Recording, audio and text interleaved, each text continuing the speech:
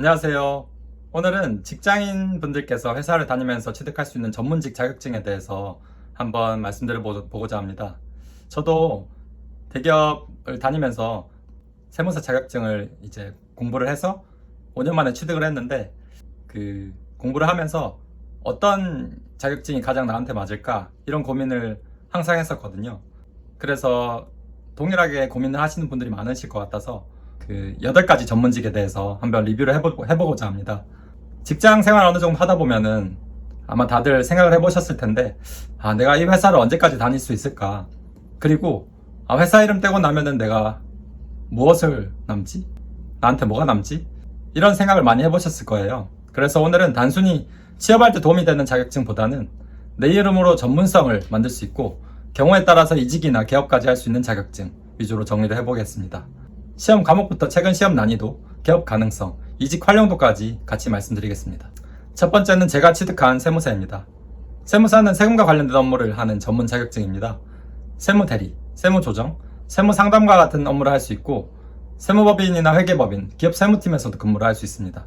시험은 1차와 2차로 나뉘는데 1차는 재정학, 세법학개론, 회계학개론, 상법, 민법, 행정소송법 중 한 과목을 선택한 총 4과목을 시험을 치게 됩니다.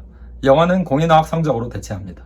2차는 회계학 1부, 2부, 세법학 1부, 2부 총 4과목입니다.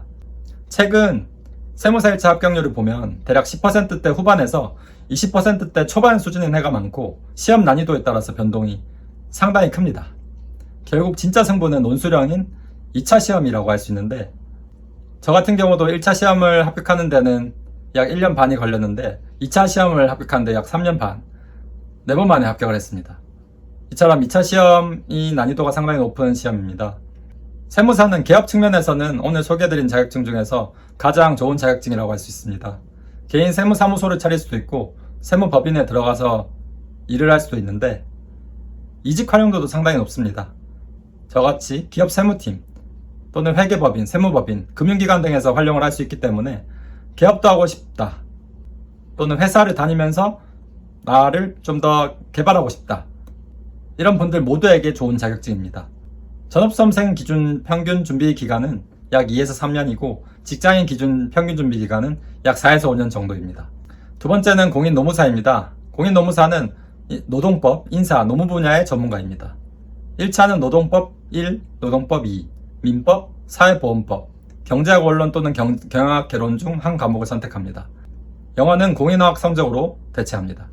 2차는 노동법, 인사노무관리론, 행정쟁송법이 필수이고 경영조직론, 노동경제학, 민사소송법 중 하나를 선택합니다. 최근 노무사 시험에서도 1차와 2차의 체감 난이도 차이가 상당합니다. 최근 공개된 통계를 보면 1차는 절반 안팎의 합격한 해도 있는데 2차는 훨씬 합격률이 낮습니다. 노무사의 장점은 세무사와 마찬가지로 개업과 취업, 이직을 둘 다 누려볼 수 있다는 점입니다. 노무사무소나 노무법인을 차릴 수도 있고 회사에서는 HR, 인사, 노무, 노사관계 업무와 굉장히 잘 연결이 되는 자격증입니다.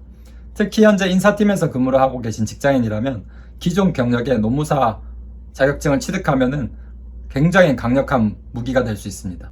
제가 알고 있는 노무사 분들도 계신데 저희 회사에서 인사팀에 근무를 하시는 분도 계시고 노무법인에서 수습을 거쳐서 이제 근무하시는 노무사 분들도 계십니다. 세 번째는 감정평가사입니다. 감정평가사는 토지, 건물, 각종 자산의 경제적 가치를 평가하는 전문가입니다. 1차는 민법, 경제학 원론, 부동산학 원론, 감정평가 관계 법규, 회계학, 영어는 공인영어 성적으로 대체합니다. 2차는 감정평가 실무, 감정평가 이론, 감정평가 및 보상 법규 총 3과목입니다. 최근 1차 합격률은 연도에 따라서 20%에서 30%대 수준까지 꽤 큰 편차를 보입니다. 하지만 감정평가사 역시 핵심은 2차입니다. 특히 감정평가 실무 때문에 수험기간이 길어지는 경우가 많습니다. 기업 가능성은 높은 편입니다. 감정평가 법인에서 경력을 쌓고 개인 사무소를 개업하는 것도 가능합니다. 이직도 감정평가 법인, 금융권, 부동산 금융, 자산운용, 개발회사 등으로 연결을 할 수 있습니다. 다만 직장인분들이 준비하기에는 역시나 난이도가 상당하기 때문에 4에서 5년의 장기전을 각오하시는 편이 좋습니다. 네 번째는 관세사입니다. 수출입과 통관, 관세 분야의 전문가입니다. 1차는 관세법 개론, 무역영어, 내국 소비세법, 회계학. 2차는 관세법, 관세율표 및 상품학, 관세평가, 무역실무입니다. 관세사는 특히 제조업이나 무역회사, 물류회사에 다니는 직장인들과 궁합이 좋습니다. 관세사무소나 관세법인을 통해서 개업을 할 수도 있고, 기업의 관세, 통관, FTA, 무역 컴플라이언스 부서로 이직을 할 때도 활용을 할 수 있습니다. 그래서 이 자격은 무역 경력과 관세사 이 조합이 가장 좋습니다. 이 시험 역시 2차가 본게임입니다. 제가 근무한 팀 옆 팀에는 통상관세팀이라고 있는데 거기에는 전부 관세사분들이 일하시고 계십니다. 관세사는 제가 보기에는 세무사나 노무사만큼 개업을 많이 하시기보다는 이제 관세법인이나 기업 등에서 관세팀에서 일하시는 분들이 많으신 것으로 알고 있습니다. 5번째는 변리사입니다. 특허, 상표, 디자인 등 지식재산권을 다루는 전문가입니다. 1차는 산업재산권법, 민법개론, 자연과학개론, 영어는 공인화학 성적으로 대체합니다. 자연과학개론에는 물리, 화학, 생물, 지구과학이 포함됩니다. 2차에서는 특허법, 상표법, 민사소송법 등이 핵심 과목이고 선택 과목이 추가됩니다. 변리사 시험은 오늘 소개드리는 시험 중에서도 상당히 어려운 편입니다. 왜냐하면 이공계 지식도 있어야 되고 법률 지식도 있어야 되기 때문입니다. 개업 가능성은 없습니다. 특허법인이나 특허사무소에서 경력을 쌓은 뒤 직접 개업을 할 수 있습니다. 이직 활용도도 높습니다. 반도체, 배터리, 바이오, IT 기업의 IP팀이나 특허팀 등에서 활용을 할 수 있습니다. 따라서 이공계 전공을 가지신 분이 기술에서 경력이 있고 이 경우에 변리사 자격증을 취득하면 굉장히 강력한 무기가 될 수 있습니다.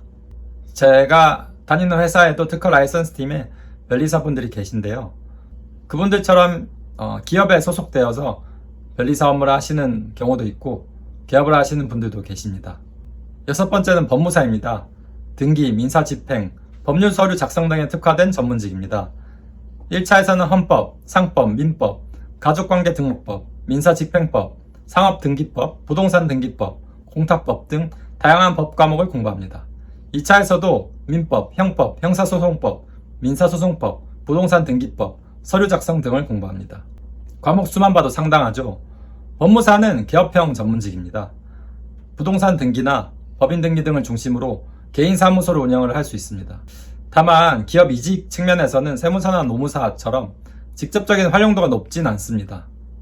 변리사 분들을 보면 합격생들이 20대 초반부터 50, 60대 분들까지 상당히 나이대가 다양한데 이는 개업형 자격증이기 때문에 나이대에 구애받지 않고 다양한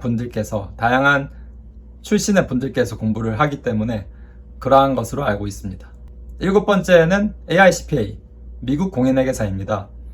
이는 앞서 소개드린 국내 전문직과는 시험 구조가 다릅니다. 현재 시험은 코어 3과목, 선택 1과목, 총 4과목입니다. 코어는 AUD, 감사, FAR, 회계, REG, 세법, 선택형은 BAR, 재무관리, ISC, IT, TCP, 세법, 심화, 총 3과목 중 1과목을 선택합니다. AICPA의 특징은 부분 합격 제도가 있어서 각 과목을 따로따로 합격을 할 수 있습니다. 그래서 직장인분들께서 병행하기에는 상대적으로 편리합니다. AICPA 시험은 응시 지역과 과목별로 합격률 차이가 있긴 하지만 최근 통계를 보면 대략 합격률은 약 50%에서 60%대 수준입니다. 다만 이 숫자를 국내 전문직 시험과 단순히 비교하면 안 되는 것이 응시 자격도 다르고 또 부분 합격 제도가 있는 시험이기 때문입니다. AICPA만 가지고 개업은 할 수 없습니다. 한국에서는요. 그래서 한국에서는 개업 활용도는 낮지만 회계법인, 외국계 기업, 재무, 회계, FP&A, 세무, 내부감사, 해외법인 관리 쪽 이직에는 상당히 강점을 발휘합니다. 특히 회사 생활을 계속하실 분이시면 상당히 직장 친화적인 자격증이니 참고하시기 바랍니다. 마지막은 CFA입니다. CFA는 투자와 금융 분야의 대표적인 자격증입니다. 시험은 레벨 1, 2, 3가 있는데 레벨 1에서는 재무제표 분석, 경제학, 주식, 채권, 파생상품, 윤리, 포트폴리오 관리 등 금융 전반을 공부합니다.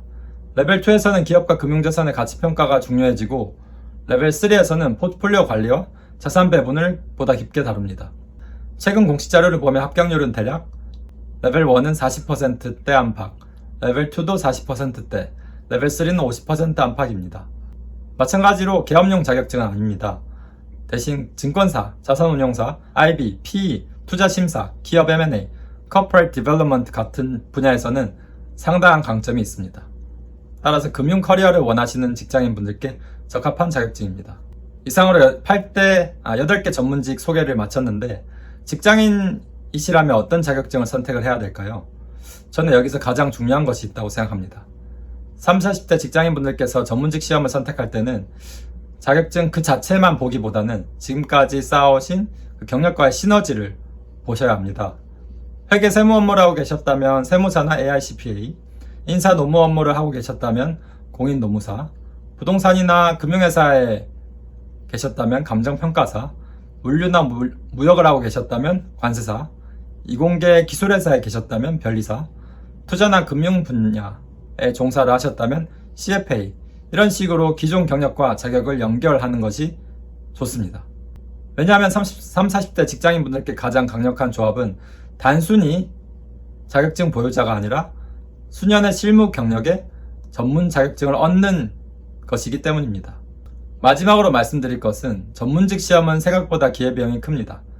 짧으면 3, 4년, 길면 5년 이상 퇴근하고 힘든데 공부하고 주말에도 다른 사람 노는데 공부하고 여행도 못 가고 친구도 덜 만나야 되고 운동이나 연애할 시간도 줄어듭니다.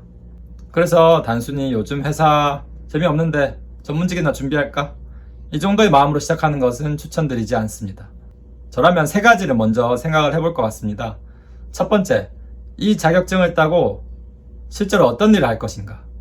두 번째, 지금까지의 경력과 연결이 되는가? 세 번째, 4, 5년을 투자해도 후회하지 않을 것인가?